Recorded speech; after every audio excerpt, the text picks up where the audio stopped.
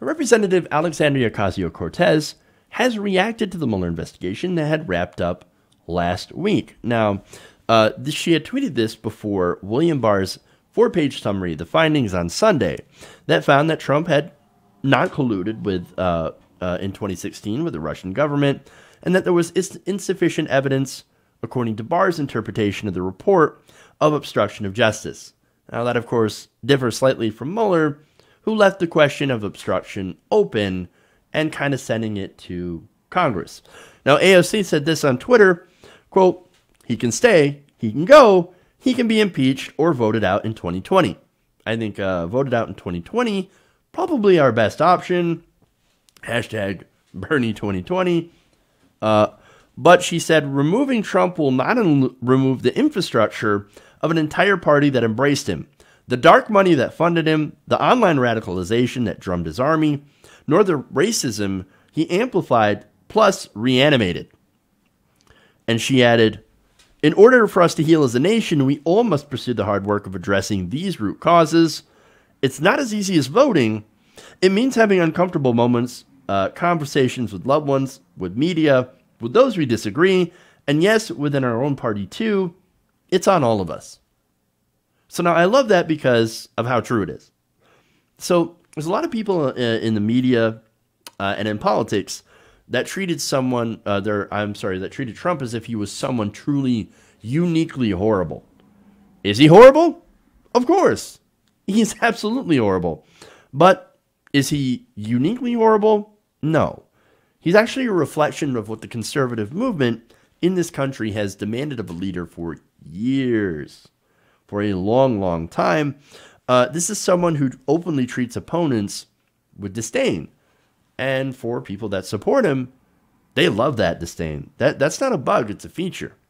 The only difference is between Trump and other right-wingers who channel the same ideology is basically your presentation. I mean, Trump, and I've said this before, he basically says out loud the stuff that you're supposed to do a wink and a nod to. I mean, let me give you an example from Ronald Reagan. He talked about, welfare queens, right? And young bucks when he, railed against these programs like welfare, right? Well, what's welfare queen referring to? Black people. It is racism. That's what's going on, right? And so, yes, it is a clear dog whistle to get white people pitted against black people who are both poor. And so when you have that poor white people versus poor black people fighting each other, it makes it easier for rich people to pick their pockets, both of them. So let's be honest about what Ronald Reagan had done. And a lot of Republicans had followed suit in using that dog whistle language to stir up racial tensions. Why? Again, because, look, when you play the politics of division, especially amongst the working class and the middle class, etc., then it's going to be easier to dupe them and easier to take their money. And that's what the Republican Party has done. And that's because the Republican Party is basically nothing more than a money funneling scheme from the middle class to the rich. So that's what's going on here.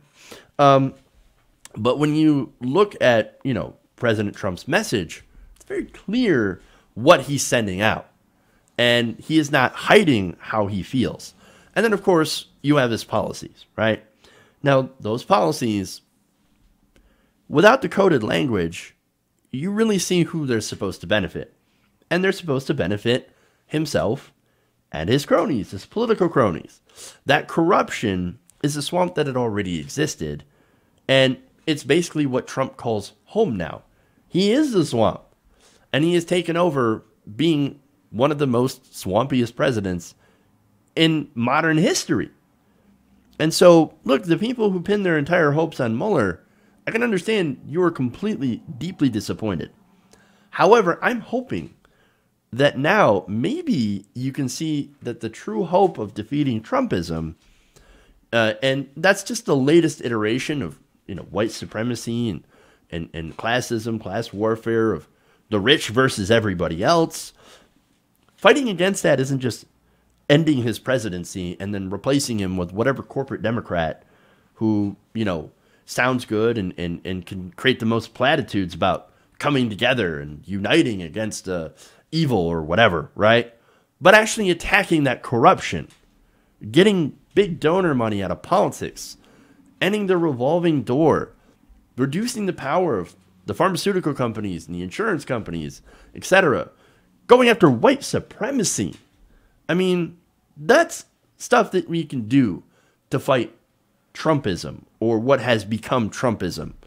And you fight against that, and you can finally ensure, when we win, that the government works for us and not for the moneyed interests who love to see us fight amongst each other. Hey guys, hopefully you enjoyed that free video.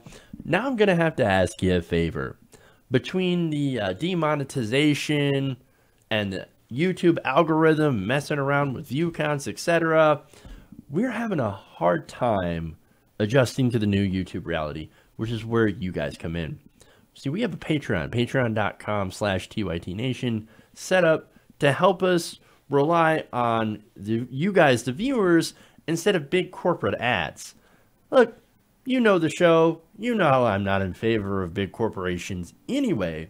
So help us transition away from relying on the ad model to pay the bills and sign up to be a patron, patreon.com/TYTNation. That goes a long way to help us keep the lights on. And you guys will know that you're supporting independent, progressive media.